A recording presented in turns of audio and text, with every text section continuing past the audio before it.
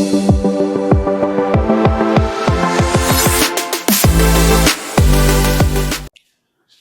Square equal to 4x এবং y equal to x বলছে এই দুইটা সরলরেখা দ্বারা আবদ্ধ ক্ষেত্রটির ক্ষেত্রফল নির্ণয় করো। আমরা বরাবরই জানি যে দেখো এটা ইন্টিগ্রেশনের একটা ম্যাথ এবং ইন্টিগ্রেশনের ম্যাথের মাধ্যমে আমরা যে কোনো বক্ররেখা দ্বারা আবদ্ধ ক্ষেত্রের ক্ষেত্রফল নির্ণয় করতে পারি। তো আমাদের আগে জানতে হবে যে y square equal to 4x টা কি আর y ইকুয়াল টু x এই দুইটা রেখা কি। অর্থাৎ দেখো y square equal to 4x, আমরা সবাই জানি y square equal to 4x হলো একটা বক্ররেখা আর y ইকুয়াল টু x এটা হলো একটা মূল বিন্দুগামী সরলরেখা।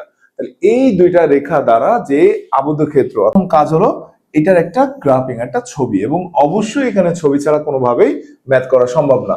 তো দেখো y square equal to 4x, যারা তোমরা ইন্টারমিডিয়েটে আছো তোমরা সবাই জানো এটা একটা পরবৃত্তের সমীকরণ। y square equal to 4x কে যদি আমরা আঁকতে চাই তাহলে এইভাবে দেখো একটা বক্ররেখা চলে আসে। আর y ইকুয়াল টু x মানে কি, মূল বিন্দুগামী কোনো সরলরেখা। খুব সুন্দরভাবে দেখা যাচ্ছে যে এই বক্ররেখা আর সরলরেখা দ্বারা যে আবদ্ধ ক্ষেত্র সেই ক্ষেত্রটা আমরা পেয়ে গেলাম। আমাদের কাজ হলো এই বিন্দু আর এখানকার বিন্দুটা আমাদেরকে বের করতে হবে। মাই ডিয়ার স্টুডেন্টস, আমি সোহেল স্যার তোমাদেরকে দেখাতে চাচ্ছি যে কিভাবে এই কোশ্চেনের অ্যান্সারটা আমরা বের করব। তো দেখো এখানে দেয়া আছে y square equal to 4x আর y ইকুয়াল টু x, এবং এই বক্ররেখা সরলরেখা দ্বারা আবদ্ধ ক্ষেত্রের ক্ষেত্রফল কিন্তু আমি অলরেডি বের করে ফেলছি। আমাদের প্রথম কাজ হলো এই দুইটা সমীকরণের সমাধান করে তাদের ছেদ বিন্দু বের করা। তো আমরা দেখো বের করে নিই যে এখানে প্রথম সমীকরণটা কি দেয়া আছে y square equal to 4x আর দ্বিতীয়টা দেয়া আছে y ইকুয়াল টু x। আমি যদি এখানে বরাবরই মান বসাই y ইকুয়াল টু x অর্থাৎ y এর পরিবর্তে x বসাই তাহলে আমাদের এই রেজাল্টটা আসে x square minus 4x equal to 0। Now x minus 4 equal to 0। Now x equal to 0, x equal to 4। তাহলে x এর মান যদি 0 হয় y এর মান কত আসবে 0, x এর মান 4 হলে y এর মানও 4 আসবে। অর্থাৎ এই বিন্দুর স্থানাঙ্ক 0 0 আর এখানে হলো 4 4।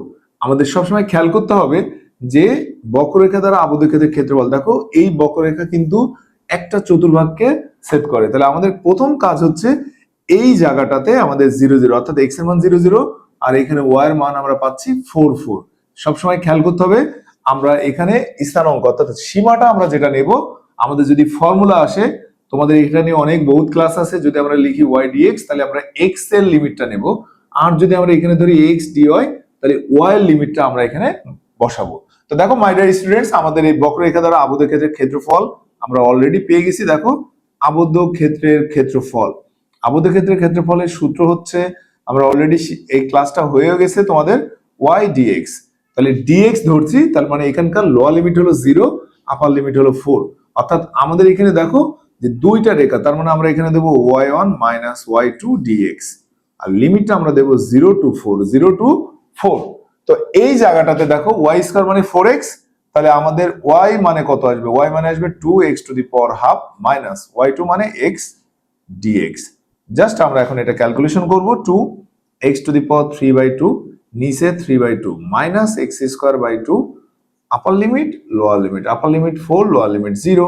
তাহলে এখানে আমাদের কি আসছে 4/3, 4 3/2 মাইনাস 4 স্কয়ার বাই 2 মাইনাস 0। দেখো আমি মানটাও কিন্তু বসালাম, প্রথমে আপার লিমিট মাইনাস লোয়ার লিমিট 0, 0 0 মানে সবই 0।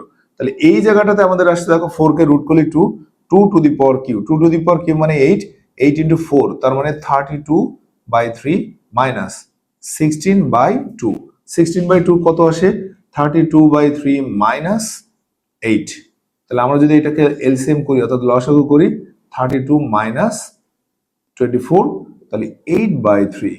আর এরিয়া সবসময় যদি নেগেটিভ আসে তাহলে তাকে আমরা পজিটিভ দেবো। এটাই ছিল একটা দেখো ইন্টিগ্রেশনের একটা বৃহৎ ম্যাথ। আর এই টাইপের ম্যাথ আমাদের বরাবরই যারা এসএসসি দিবা 26-27 যারা আসো তোমাদের এই টাইপের ম্যাথ আসে। তো সবাই ভালো থাকবেন, সুস্থ থাকবেন, দেখা হবে নতুন ক্লাসে নতুন টপিক নিয়ে। আল্লাহ হাফেজ।